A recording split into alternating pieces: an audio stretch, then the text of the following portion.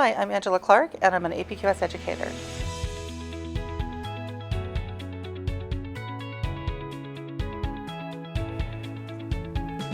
I want to talk to you about deciding what you're going to quilt on a quilt top.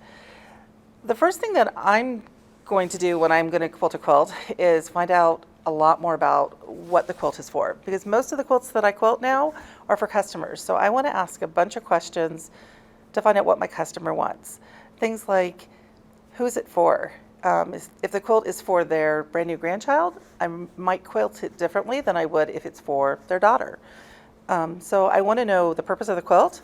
I want to know their price range, if they're looking specifically for custom quilting or if they are happy getting edge-to-edge quilting, so quilting that would go completely over the quilt. And then also some ideas on how they see this quilt, what their vision for the quilt is as well.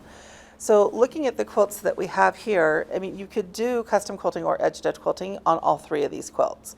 The white quilt that's on the frame could be either edge-to-edge or custom quilted. I would probably be looking at designs that are in the fabric on this quilt, even though it's a very tone-on-tone quilt. There's fabric that have swirls in it and circles. There's lots of geometric shapes in it. So I could use any of those motifs, there's stars, right, and do an edge-to-edge quilt across the entire quilt. I could also choose to break this up into spaces so that I was using shapes on points to custom quilt it if that's what my customer wanted. So there's actually a lot you can do, and you're really going to see the quilting on this white quilt because it's all negative space. So it is a quilt that you could actually show off and do a lot of long arm quilting on. When you're looking at the Bargello quilt that is right here, this quilt has a lot of texture in the fabric and a lot of life in the fabric. So this is one that I would be trying to steer my customers to edge-to-edge quilt. And the reason is you're not really going to see the quilting on it. So unless my customer just really wanted it to be custom quilted, I would suggest edge-to-edge quilting it.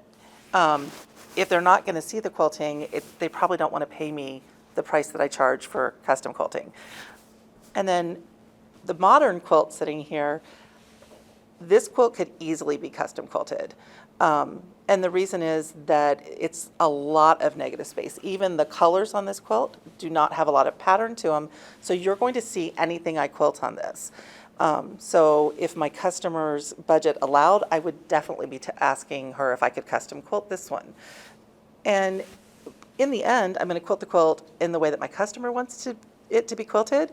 You still have some creative input into anything that happens, but if you're quilting for customers, you need to make your customer happy first.